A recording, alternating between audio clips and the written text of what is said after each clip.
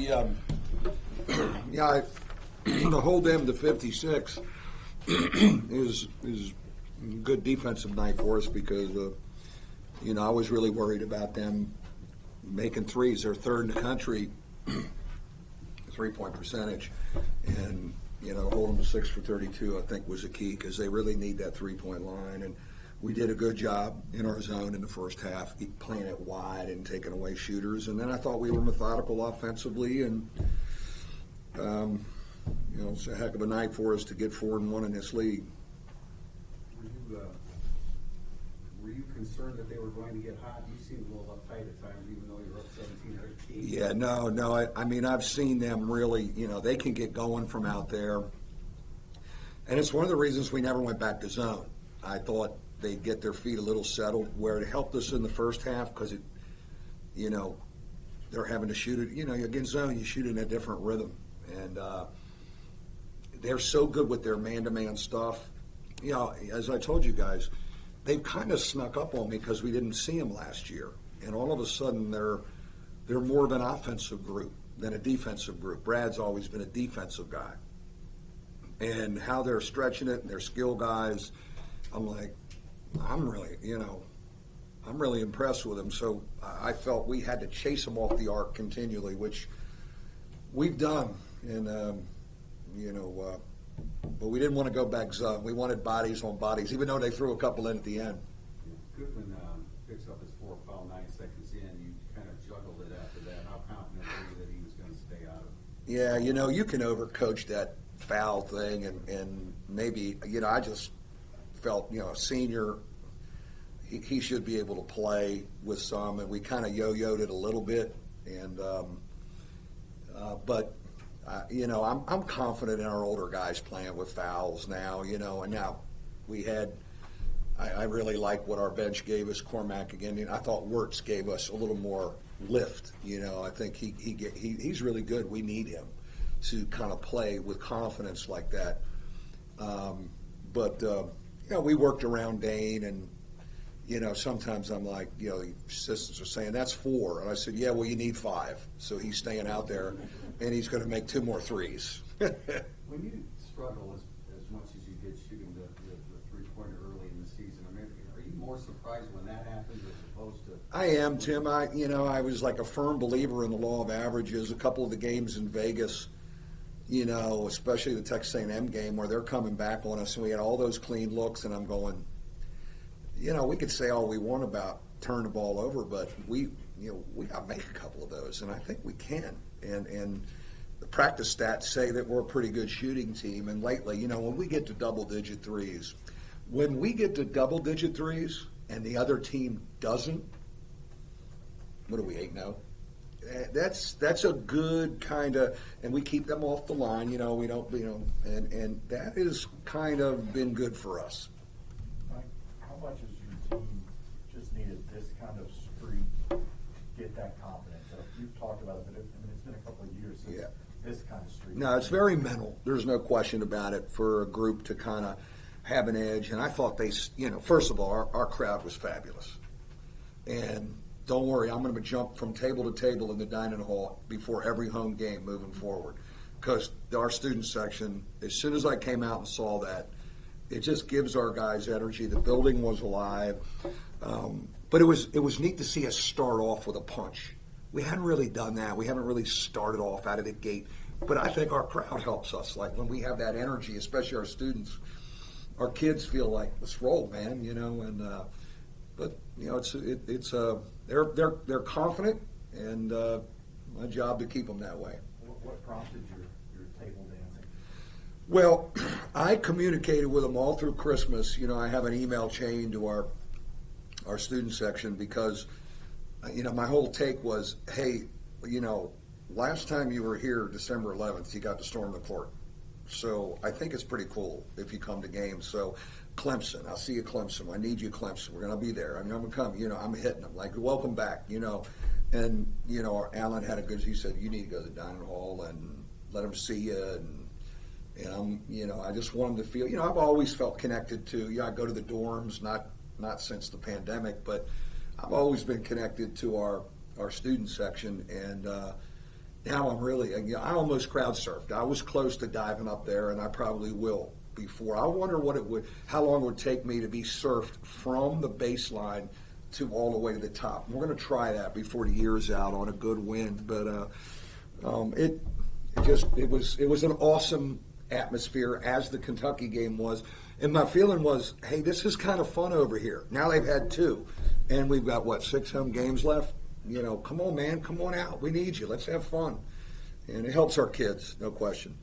You guys kind of spent, or at least slow the first thing was no middle, like that man-to-man. But what is the zone kind of turn maybe for you guys? Remy mentioned the other day, like, you've gotten into it and it's helped, but you've also figured out when to get out of it. Yeah, we've and I give a lot of credit to Coach Weish. He kind of taught our zone differently. Slow handled our man-to-man stuff and no middle, and that's been fabulous too.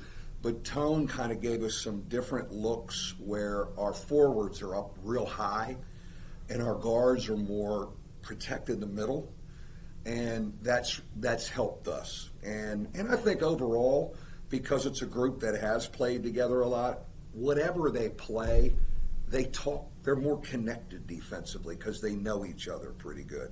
And Blake's come a long way defensively. So, I think it was second possession we got in it, right? Boom, we got in it second possession, and we just rode it. Second half, my feeling was, because I was so worried about them knocking down threes to close the gap, I'm thinking, let's just keep bodies on people. We gave up some twos, and we gave up some jump hooks, but those count too. You used to be in a mindset, God, don't play zone because they'll make threes. I think we can play ours wide. Whereas against Pittsburgh, we played it tighter because they weren't the threats. So I think this group can adjust to the scouting report. Elijah Taylor before the game, he told me something about Yeah. stepping away. Yeah, he's got some work to do academically. We love him, we support him, and he'll be back. Actually, I'm going to have LaFonso Ellis spend some time with him. I think you remember when Fonz was inducted into the Ring of Honor, he spoke of bouncing back from an academic misstep. And, he could practice with us. He's been but he cannot play. But he's going to be part of the team, and we're educators. We'll work with him and grow him up and get him going. Mike, what was just the message to Blake at halftime after that first part? I give him a lot of credit. I just grabbed him before the half started out on the court. I said, look, just let it come to you. You don't have to force anything. And I thought his drives got us going. And I have a lot of respect. A young player like that, a lot of times, when they start like that, foul trouble and can't make a shot, they can't fight their way back. He always has. Every game he works himself back. Now, he's got great older teammates, especially that dude number 3, who's always going like this. You're all right, man. You're all right. Don't worry about it. You're going to be back. And but he is a unique talent and a very confident young man. I imagine Nate, outside of the North Carolina game, I'm sure the field goal total maybe isn't where he'd want to get to and work to do that, but outside of that, it seemed like he was pretty active on defense. And he was 3 assists, which was, I think, as many as he had in the last 7 or 8 games. Yeah. What did you see in that sense? He is so unselfish defensively, talking, rotating, helping. And then his post defense tonight and rebounding, he does everything on that end of the floor. He doesn't try and force anything offensively. Again, I think he turned down maybe a couple. But I think he's become a better passer. With what we're doing in our motion, he's catching it and touching it in that slot up top, and he's starting to get crafty. But you can always count on him, no matter what's going on the offensive end. He may haven't gotten a shot. He's going to guard. He's going to talk. He's going to rebound. He's going to take a charge. He gives himself up physically. Some of his post-defensive stuff this year, how about how he played Kofi over there? I mean, he just works his backside off. It wants to win, and maybe he'll get 20 in Blacksburg. I asked Dave just about, even though it's still January, just about getting you guys getting yourself back into the conversation about potentially the NCAA tournament. Sure. Even though it is just still January, just what is it like heading into the meat of this ACC schedule, having these meaningful games again, Yeah. and coming up with Louisville and UT? Well, it's all in front of us. There's no question about it. And we handled our business here the last 2 weeks to kind of, dream about that and keep working for it. Dane Goodwin is a Player of the Year candidate, in my opinion. I don't know if he's talked about like that, but what he's doing is really, he's been that way from day one. But no, they dream about that. They know what they're trying to chase, and to be 4-1 in the league, and the standings are going to look a lot different after tonight. By the way, I can go watch a little bit of Virginia Tech right now. They're the 9:00 game. Thank you, gentlemen. Hey, Mike. Yeah. As someone that knows somebody well in food services, she's not confident that those tables will hold up too